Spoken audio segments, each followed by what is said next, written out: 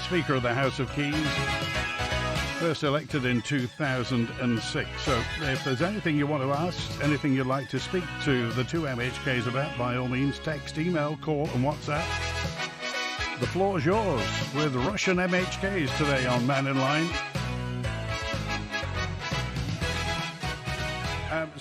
Michelle Haywood, Faster Mike, good afternoon. Good afternoon.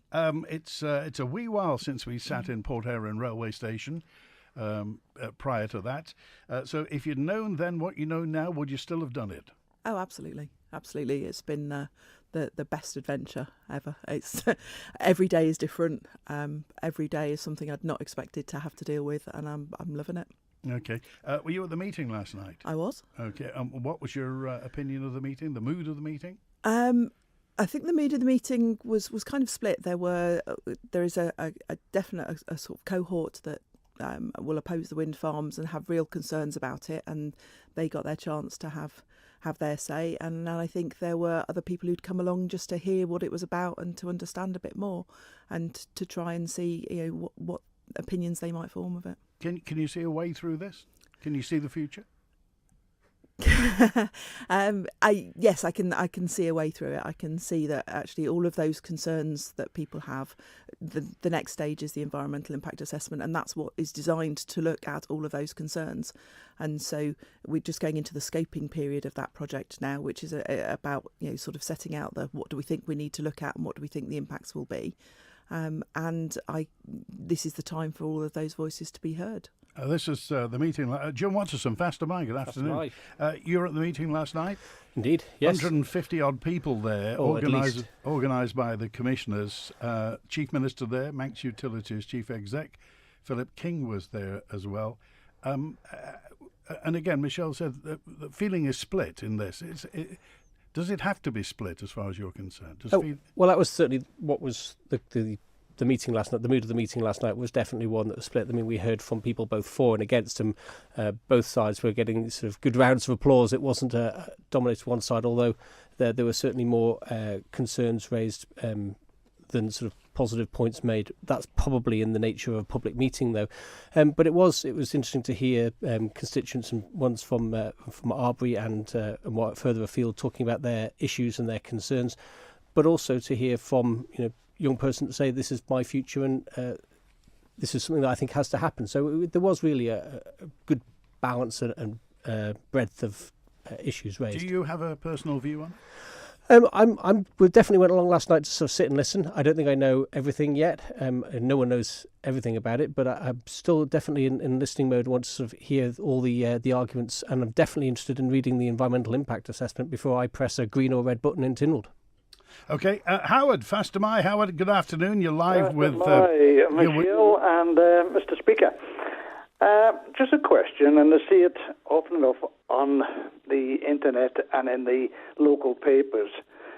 The introduction of the wind turbines and the monies that's quoted as going to cost for this is 23 million.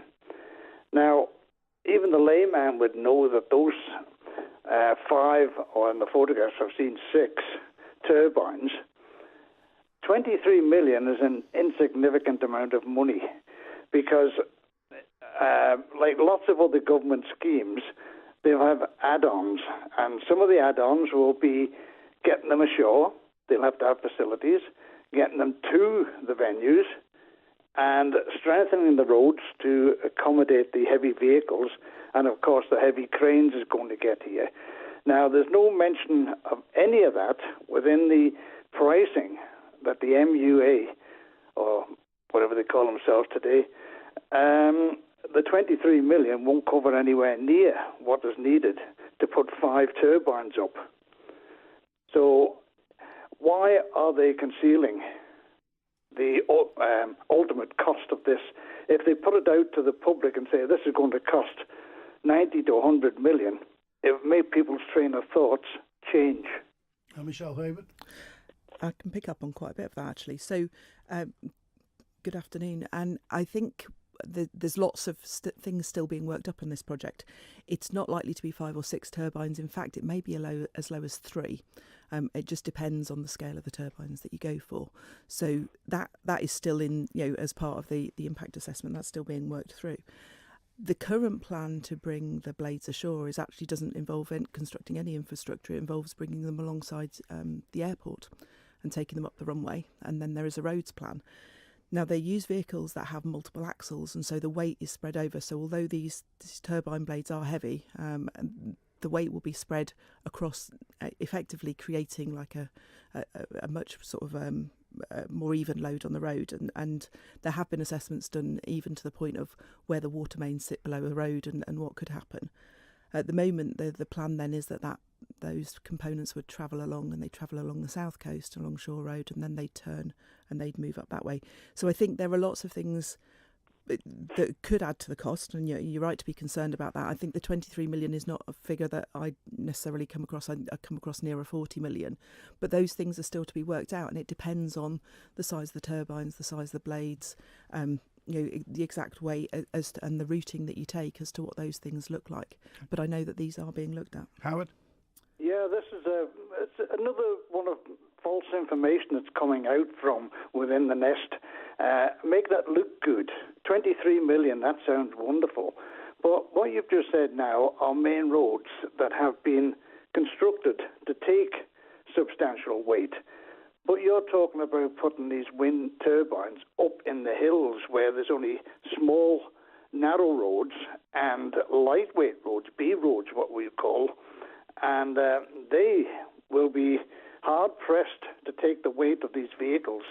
And as I say, the cranes, they're going to have to be large cranes. If you see anything where these wind turbines are constructed in anywhere else in the world besides here, they do have very, very heavy vehicles.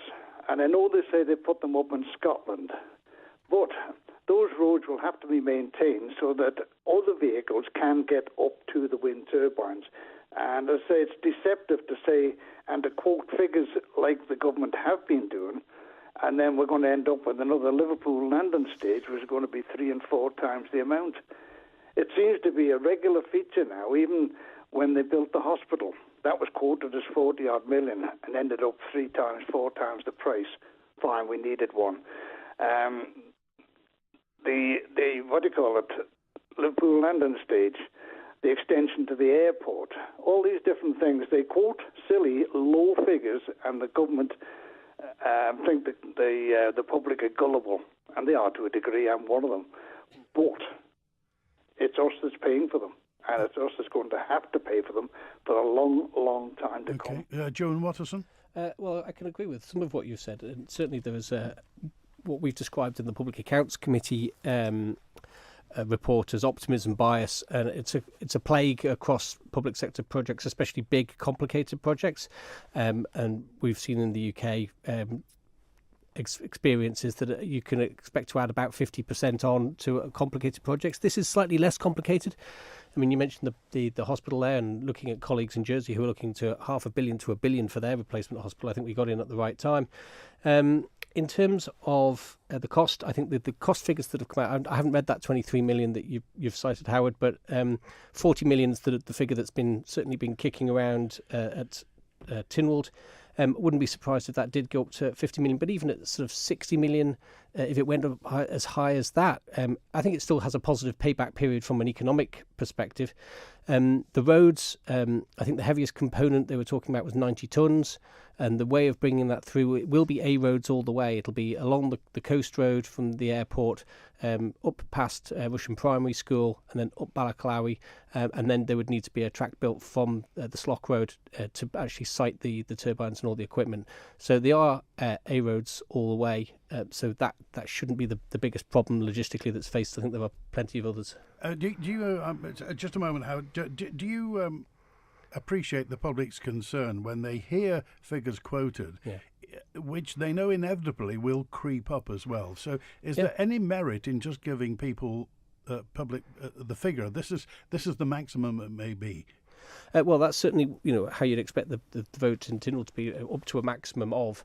But we have found that constant optimism bias. It's not something that's unique to the Isle of Man, and certainly as chairman of the Public Accounts Committee, we've got some recommendations in January about sort of trying to make some of these estimates far more realistic from the get-go, because it is known that this is a common feature, not just here but across. It doesn't mean that it's acceptable, and it does lead to massive amounts of frustration from the taxpayer. So that's something that the PAC has definitely had an eye on the last couple of years. Okay, final word, Howard?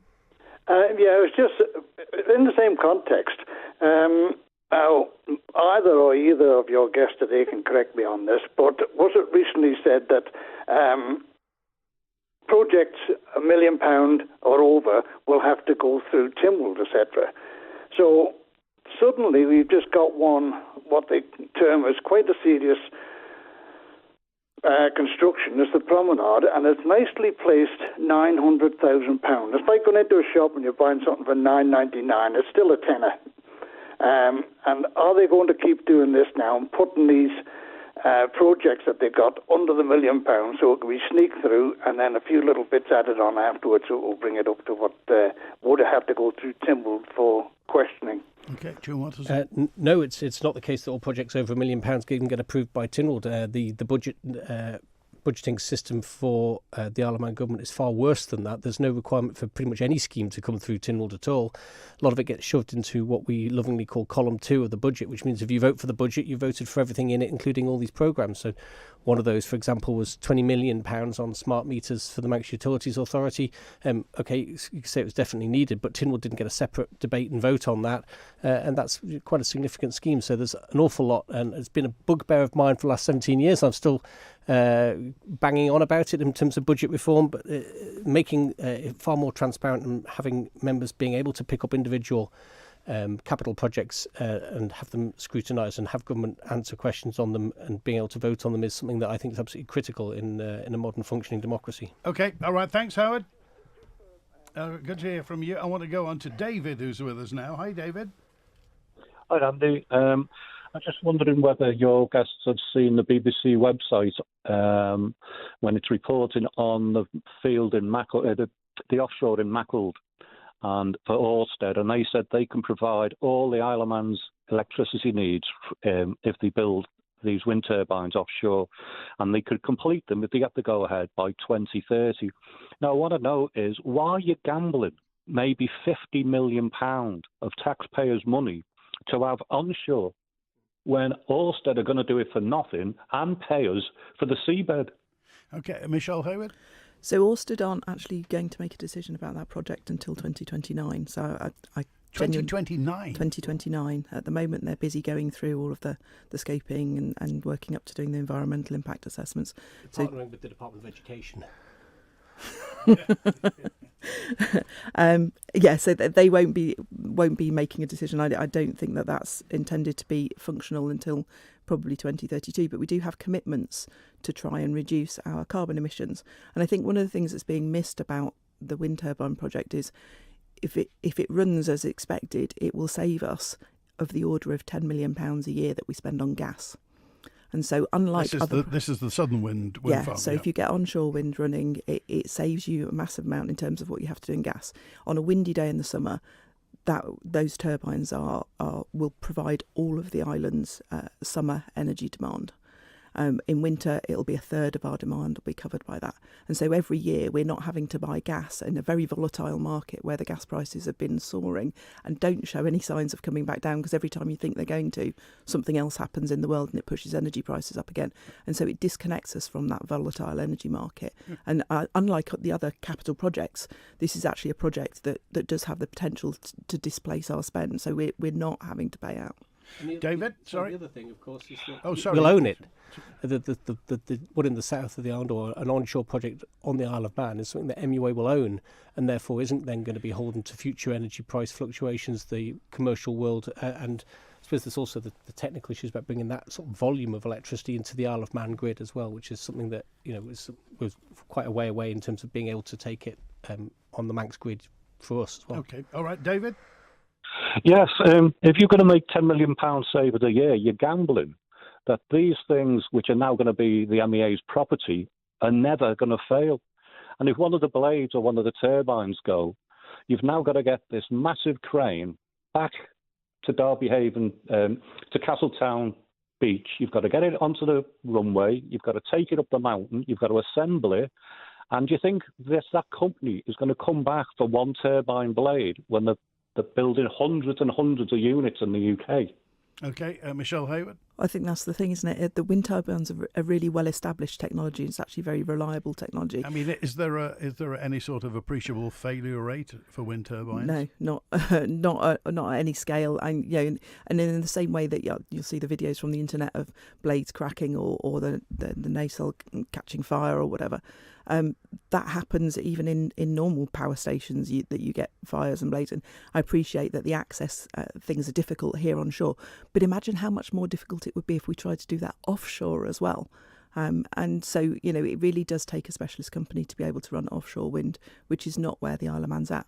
And as Juan said, the costs associated with it are so high that it's eye-watering sums that we'd have to talk about. Okay, David? Andy, yes, please, just before we go. I can't see the logic there. If you're telling me that a company is going to provide us with electricity offshore, why are you saying that it's going to cost the taxpayer to repair these? They're not ours to repair. The offshore ones will be Ørsted's. The one onshore will be the MEAs. So one will be maintenance-free because it's not our property. The other one, if they fail, the £10 million you're going to save per year would be wiped out forevermore. But does it affect your calculations, David, the fact that Ørsted couldn't do it for another 6 years? Well, I can't see that because I read this report this week on the BBC. I mean, this is the Manx government telling us that Ørsted aren't ready. Ørsted hasn't said that.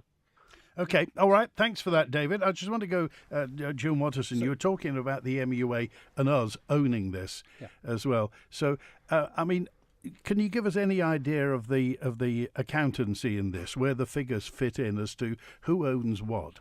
Well, I mean, the one at Erie Staine, the government owns the land, the government would build the turbines, and the government would then be able to, MUA be able to reap the rewards and pass those on to the consumer, because it's just a taxpayer-owned company. Where David said about electricity brought from offshore would be maintenance-free. No, it wouldn't. The maintenance costs would be higher, and they would be factored into the price that we paid for the electricity, along with profit. And maintaining onshore will be cheaper than offshore. And, of course, the MUA is not in the business of making a profit, sadly, but it's about making sure it's got the right level of output and the right price for the consumer, because it's taxpayer funded, so it's not there to try and make a return and give it out to shareholders. Okay, and the fact that this will be effectively state-owned, it'll be government-owned, publicly owned, if you like, is this going to stymie any other operations on the Isle of Man? Let's say Mr. Whittaker's operation at Bilown, or the ambitious project at Andreas as well. If these operate, I mean, will there be enough room for all sorts of operators? Absolutely, there will. I mean, and this is just one part of the MUA's sort of wider plan and the energy policy, which is yet to come to Tynwald. But they're looking at a mix of solar and other wind, and this is only to take us up to 2030. And there's still an awful lot of gaps to fill between then and trying to bridge the gap all the way up to sort of the 73 megawatts of winter peak demand that we need to get to. So this is going to be an ongoing journey all the way out to 2050. Michelle Haywood, did anybody mention Kroger last night at the meeting? No, I didn't. No, they didn't actually last night. It did get mentioned earlier in the day at some of the drop-in sessions because the MUA had got their consultants over, so they've run several drop-in sessions over the last couple of days. Okay. And I know it's been mentioned there. What's your opinion of the Kroger situation? I think they agreed their original licence terms, which was a sensible way of working, which required that they should have done the environmental impact assessments and the 3D seismic before they drilled, and I am very nervous about them going straight for drilling. When they talk, I mean, they talk about telephone numbers in terms of revenue for the Isle of Man. Do you believe that? Believe it when we see it. Yeah, believe it when it appears. I think there's lots of the geologists that I've spoken to who will dispute the interpretation that they've got. And I think you were talking about optimism bias, yeah. optimism bias, and I think there's quite a bit of that in how they're assessing the data and how they're explaining that to people. And Juan Watterson, your view of Kroger? Well, of course, there's an optimism bias there as well, because they need to raise the capital in order to do the drilling and put the infrastructure in place. I don't have any philosophical objection to Kroger, but as I say, I'll believe it when I see it. Okay, we're live with the Rushen MHKs, Juan Watterson and Michelle Haywood, and you can call on 66 13 68, text 166 177, email studio@manxradio.com. Save over a third on festive centrepiece joints at ShopRite. An easy-to-carve turkey breast joint that's a delicious alternative to a whole bird, now only £3 per pound. Or a succulent unsmoked boneless Danish gammon joint, just $2.70 per pound. Roast, glaze or slow cook for a delicious crowd pleaser. How about a rind-on pork loin joint for the crispiest crackling at only $2.25 per pound? Can't make up your mind? Why not buy all three? Festive meat savers now in at ShopRite. Spectrum Windows. If your house needs a new look and your windows let in rain, keep those cold breezes out and make it look like new again. Spectrum Windows, Spectrum Windows. Quality through and through. Great work guaranteed to you. Spectrum Windows, Spectrum Windows. Spectrum Windows. I've just called the Guernsey Bank, Skipton International, about our savings. And did you get a helpful robot? No, at Skipton International you speak to a very helpful real person. That's refreshing these days. Well, that's why I chose them, for the perfect combination of personal customer service and some of the best savings rates. All by calling 01481 730 730 or visit skiptoninternational.com. Skipton International is licensed to take deposits by the Guernsey Financial Services Commission and is a participant in the Guernsey Banking Deposit Compensation Scheme. Details at dcs.gg. Terms and conditions apply. Whatever your business, whatever its size, you can always rely on the island's leading fuel and oil supplier to keep you moving. Ellen Vannin Fuels, powering the island and powering industry.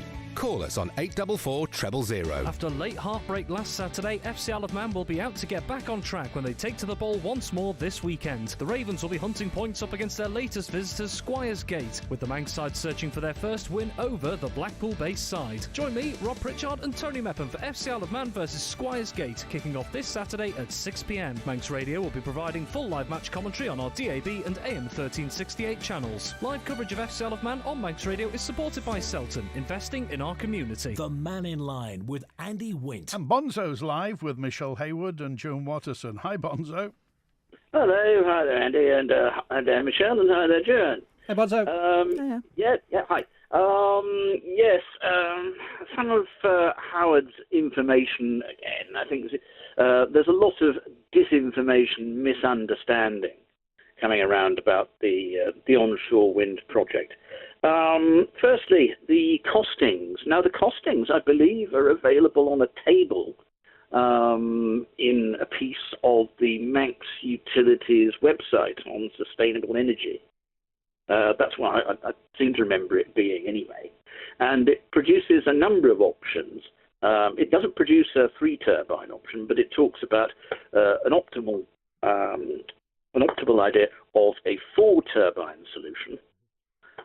With 4 5 megawatt turbines, and that is the £23 million solution, because wind power is roughly speaking about £1 million a megawatt, but I think you get economies of scale and a bit of a discount if you buy 3 big ones. It's going to be cheaper than 5 smaller ones, or 4 big ones rather than 5 or 6 smaller ones.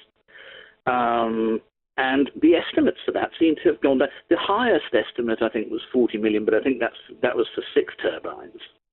But this 4-turbine plan is firstly cheaper, secondly lower visual impact, and it seems to be reducing in cost, because I think one of the plans for the 4-turbine solution would be if the turbine blades and assemblies could actually be brought from Douglas, which may be a possibility, I believe, by the construction of the completion of the Ballasalla bypass and the Balsane Road roundabout. And do you think we should go full steam ahead with this project, Bonzo? Well, absolutely, because it will produce savings, and it will produce very big savings very fast. The thing about the wind power, placing up a wind array, is that the actual putting up of it is pretty damn quick. Most of the time that is needed is in things like environmental impact assessments and going through planning. The actual work of putting up the poles and getting it operational is merely a few months. And of course, at that cost, and even if the cost inflated a little, but I can't imagine it going really much more over about 25 million from that option. With that, at £10 million saving of gas a year, well, the thing pays for itself in 2 and a bit years. And that is the key thing I think that people have to remember about this wind turbine array, in that firstly, it will stabilise the price of electricity. Right? So we're not going to be so affected by external issues of the gas price going up and our electricity prices going up suddenly. We've got that wind power coming in, which allows us to throttle back the turbines and save all that gas. Okay. Now, what about offshore wind energy? What do you think we should do about that? Oh, well, I've been campaigning for that for donkey's years. And if we hadn't have had such an obstructive approach by DEFRA in the previous administration, it would have happened. Okay, let me just put that to Juan Watterson then. Bonzo's talked at length about the fact that we first talked about offshore wind farms in 1997. And how come, has Tynwald been standing in the way of it? I don't think so. I don't think the Department of Infrastructure and its predecessors have ever really got its act together with marine spatial planning, which is the bit the planning process, if you like, for anything that happens at sea. That regime is still not in place today. So it's really, we're not really geared up for it in legislative terms for granting those sort of permissions, and that's a bit of the frustration. But I suppose it's never been top of the priority list for legislation because it's never been quite so tangible, it's never been quite so close as it is now. So I think there is a renewed emphasis on marine spatial planning, although we're still yet to see a draft bill or a consultation come out of the DOI, as far as I'm aware. So if Ørsted wanted to go, if in 2029 or before they said we'd like to go ahead, is the legislative framework there? Is everything ready just to add water? No, it's not. No, it really isn't. And I mean, it's not necessarily a complicated thing. There's plenty of other marine spatial planning bits of legislation from Ireland, from the UK that we could quite happily go and steal and adapt to our own purposes. But it's just a piece of work that's going to happen before offshore wind or any other offshore development, and it's just not there yet. Okay, a final word, Bonzo. Yeah, the delay from Ørsted saying that they can't really start the project until 2029, that's not so much our end, that's the UK end, because there are issues with the national grid accepting the power from new wind farm developments. And Ørsted, I believe, with this development are way, way, way down a list.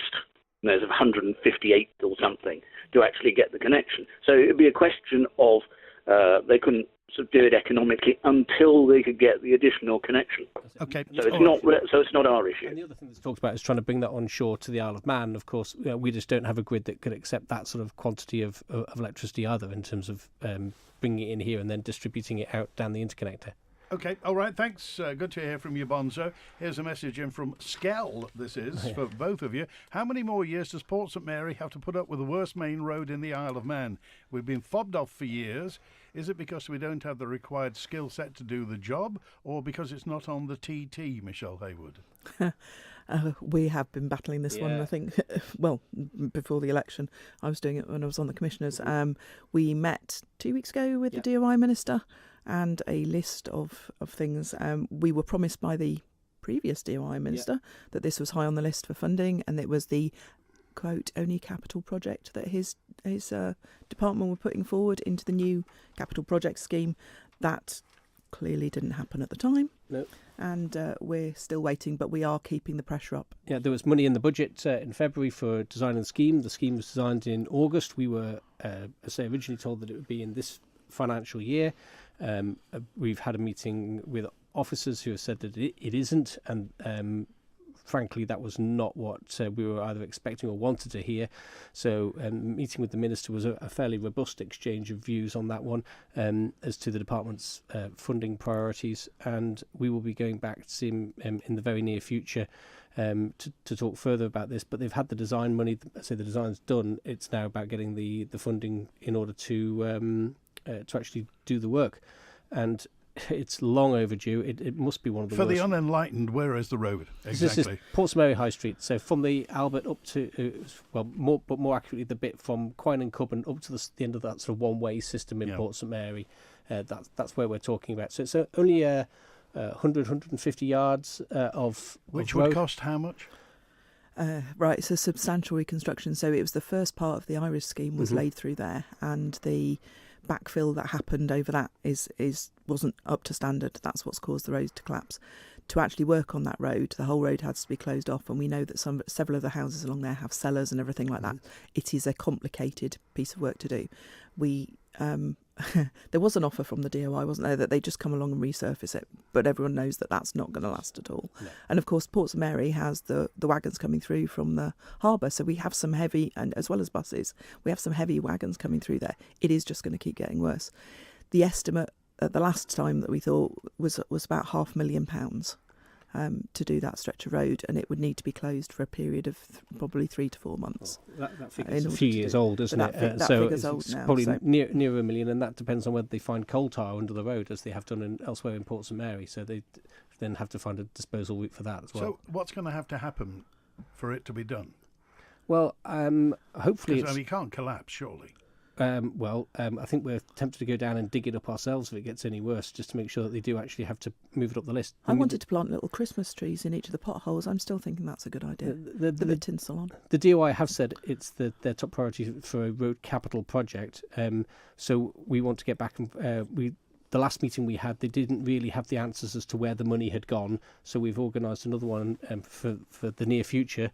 We don't have a date yet, but in order to find out, what has actually happened to capital money, where is the scheme up to, and really keep the pressure on the department. Okay, here's a message in from Carrie, who just said, can you ask Juan Watterson, he talked about Manx Care as not showing, I think it was no visible signs of success. No evidence of success, so could you expand on that? It wasn't every item on the mandate response, but if you take the mandate response that was laid before Tynwald, it's got an appendix to it with some red, amber, green ratings, and it's had the department's commentary and grading on each of the different mandate outcomes, and for quite a lot of them, the department had written that Manx Care hadn't been able to demonstrate any evidence in support of their stated achievements mandate, and that was where my comment came from, and it happened far too many times. And if anything, my criticism was that the department was far too generous in its marking.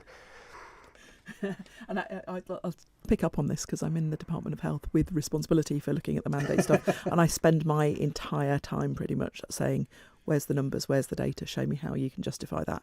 I need to go back and speak with officers after your comment, and they went, okay, we can mark harder next time. There is a frustration, and I think the frustration is on both sides.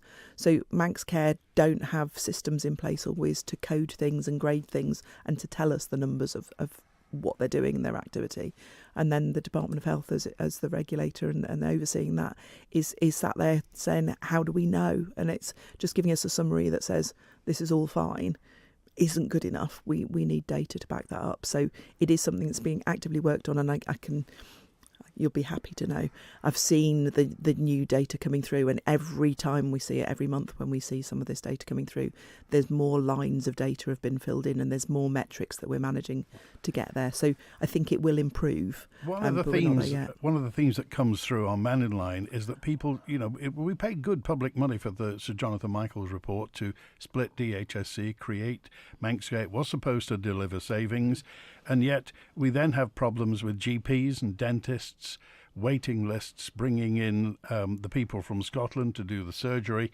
So I think people just want to know, are we a victim of circumstance, or was it a wrong idea in the first place? Sir Jonathan Michael's report was never going to create savings. In fact, he predicted that healthcare spending had to go up, and it not only had to go up by the rate of inflation, it had to go up over So at the moment they're technically underfunded.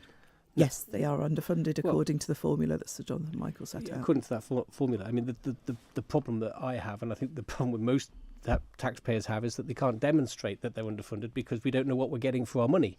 That's the frustration. I mean, it's you wouldn't think it was rocket science. I mean, the reports that we get from I think Synaptic on the waiting list initiatives, they tell you what you need to know. It says how many operations are being done, at what cost, and making sure that they're done in a safe way.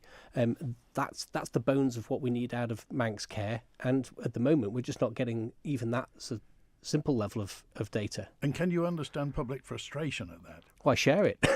Yeah, so do I. Okay, let's go to Stephen. You're live with Juan Watterson and Michelle Haywood. Stephen? Good afternoon, Andy. Good afternoon, panel, and good afternoon, listeners.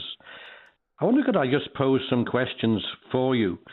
On the one hand, we've got a lot of initiatives on housing, but on the other hand, we haven't. They all seem to be targeted at new builds with MDC, etc. But certainly, I know in your constituency, from my visits there, you've got the same problems at other older parts of the towns of the island, and that is unused properties. I believe the survey that came out was there's roughly 5,000 vacant properties on the island that need to be brought back into use. And one of the things that I think should be reintroduced, which is not, and I find it rather discriminatory that all the money can go to MDC at other types of that. We're giving, I think, 25 million of taxpayers' money via enterprise to fund property development. But for single property owners, there's no grant aid now. I think it was discontinued in 2013.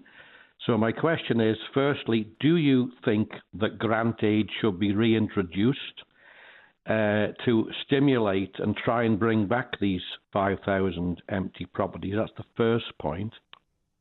John Watterson? Want to make? Yeah, well, there's quite a lot in there.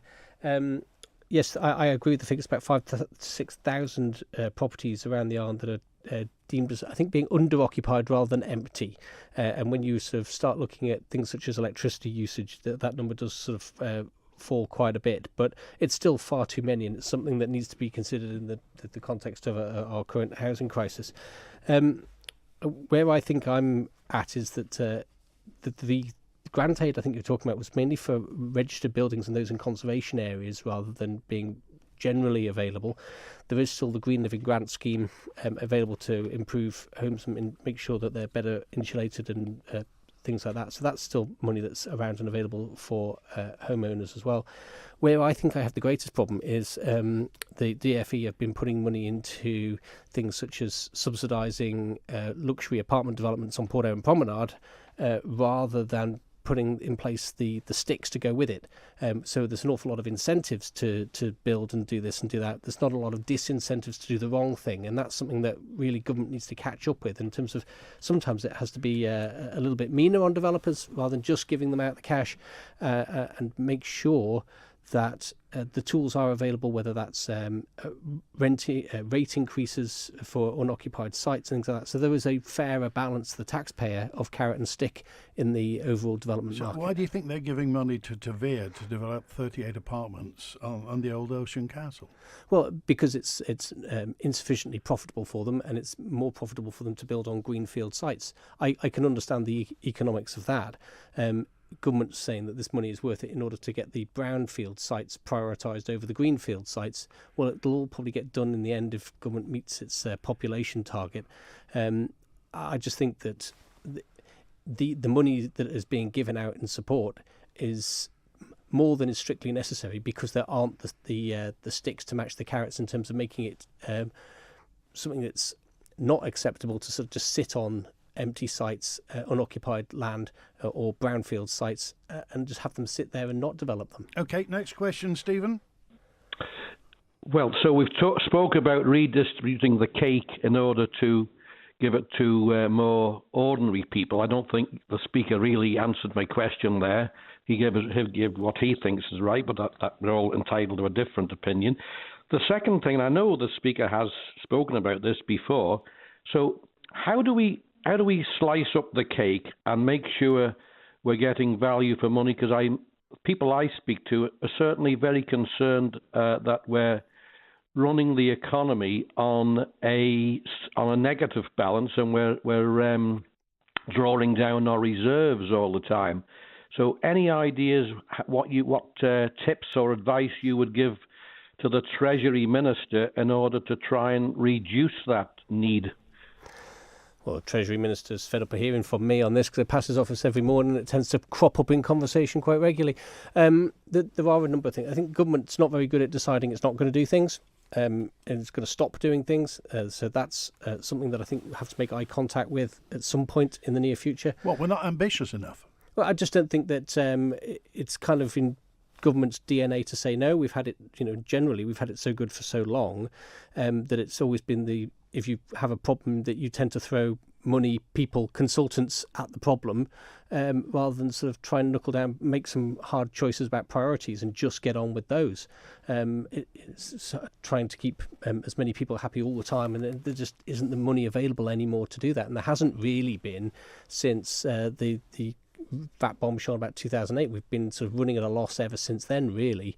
And it's coming home to bite. I mean, we were over 150 million in the red last year, and until the public and until members of Tynwald are more engaged in the budgeting and finances of the country rather than just sort of demanding more and more, then I think we are going to continue this sort of problem. A quick word, Michelle Haywood. I think it's one of those things that we fail to recognise sometimes, that the island just can't get the economies of scale to do things. And so although everyone says, well, we're going to benchmark ourselves against what the UK standards are, some of that is really incredibly hard to achieve here. And so expecting that we have services that match exactly what you'd get if you were across in England or Scotland is almost impossible to do. There is a higher cost associated with doing those things here, and we either need to compromise on what we expect or we need to expect to pay more to get those services. And do you think the government's been honest enough with the population as to our fiscal position? Yeah, I think they're starting to be more honest and open about it than they have been in the past, but I don't think it's a fully rammed home yet. I'm not entirely sure that's the case. I think in some cases we're going backwards.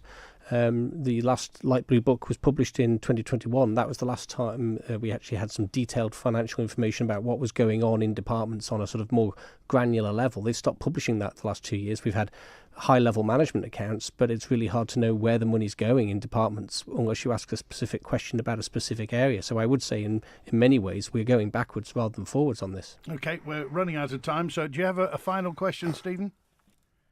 Well, there's many questions. The final one I'd like to end on, and it's more the constitutional aspect. Should it be possible for members of the court to reintroduce motions that have already been voted upon? And I'm talking on this occasion, the bishop's removal of his vote. But it could be on any other matter. Is it right that different members can reintroduce things on the same subject? Okay, so I think this probably falls within my specialism. There is a rule that says you can't have another vote on the same thing in Tynwald. So we couldn't put another motion down in Tynwald about, say, the bishop's vote within 6 months of the last one. What Mr. Hooper has done is he has said, no, we're not going to have a motion in Tynwald. I'm going to introduce a bill to change the law. So that's a completely different thing. So that's not covered by the same sort of time constraints. So that's what's happening at the moment. OK, Stephen, thank you for that. Just a quick one. I'm just going to put this to Michelle Haywood. It's a Port Erin one, and it does concern the Ocean Castle in Port Erin. Quickly, if you would, do you support the use of public money to subsidise Ocean Castle? Because to describe Ocean Castle as a brownfield site is stretching the definition. It's a prime site, it's cleared, it's ready for development, and this would create an unfortunate precedent. I think we've created a number of those precedents around, because it's not just Port Erin that's got that money. There's sites in Douglas as well. It was a discussion in Tynwald that this fund was going to be available to do that, and it is something that Comin have obviously decided that they think is going to generate an economic It's not a back return. street site, though, is it? I mean, it's a prime it's site. not. And in that regard, it does affect the streetscape along there, having that kind of almost like a bomb site in the middle of the prom up there, which should look so much nicer and than it does. OK, back in just a few moments' time with Juan Watterson and Michelle Haywood from Rushen. Oh! Problems with your spine and posture can have a serious effect on your quality of life, but a Line for Life Spine Clinic could help. If you're suffering from back pain, neck pain, headaches, their holistic scientific approach could find and treat the root cause of the problem for long-lasting relief. Touch A Line for Life now, or call 629 444. A Line for Life, the island's spine and posture clinic, here to make life better.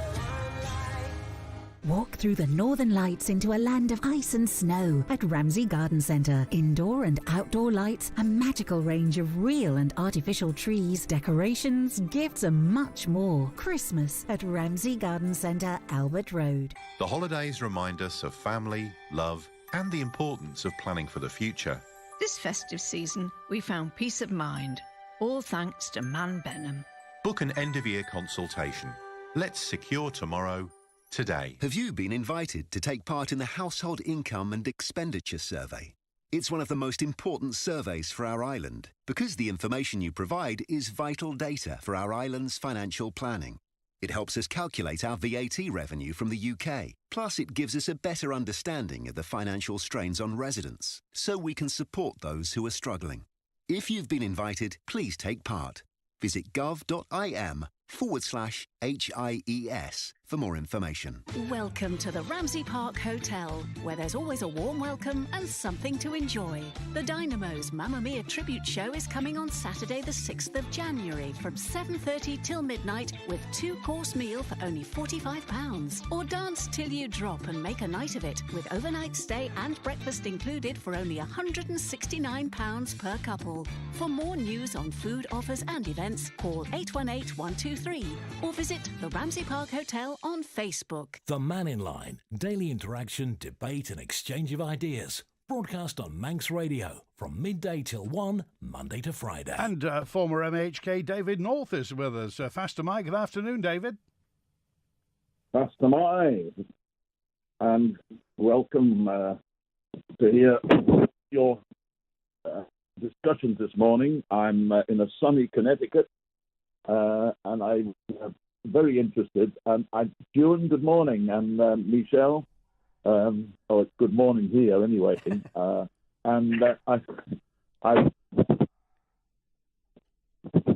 The report of retired for over 20 years now, 20 odd years. And did you either of you read the report created by British Wind on where to locate windmills on the Isle of Man? Okay, so carry on. Will your signals varying, David? So there was a report done how long ago? Over 25 years ago, in the late 90s, I was at the CPI. Okay, and where did it say that any wind turbine should go? The first place, well, it cost £50,000, and the MEA commissioned it.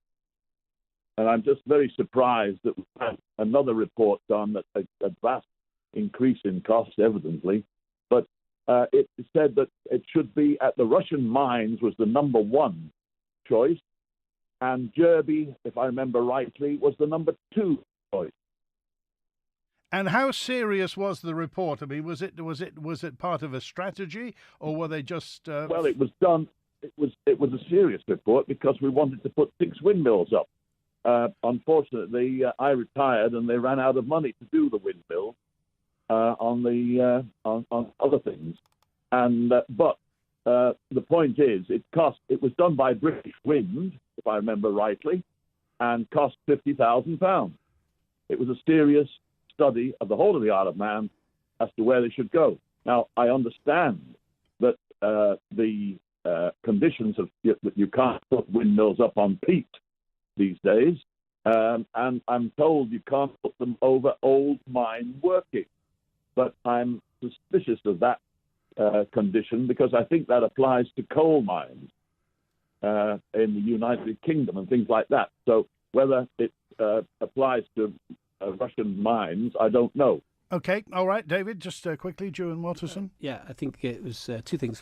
First thing is that they don't know how big the mine shafts are or where they are, which was a significant consideration, and also consider about when you dig down. I mean, I don't know if I've forgotten what the report from the 90s, whether it was envisaging something quite as big as we're talking about today, and the sort of the significant area that needs to be taken up in terms of the concrete needs to go down to hold these things up. I think the report at that point was looking at far smaller wind turbines, and that difference is also leads to different considerations around leachate of mine workings and other things that will end up going down the Foxdale River in the Neb into Peel. Okay, all right. Thanks to David North, former MHK, former Minister for Tynwald, of course.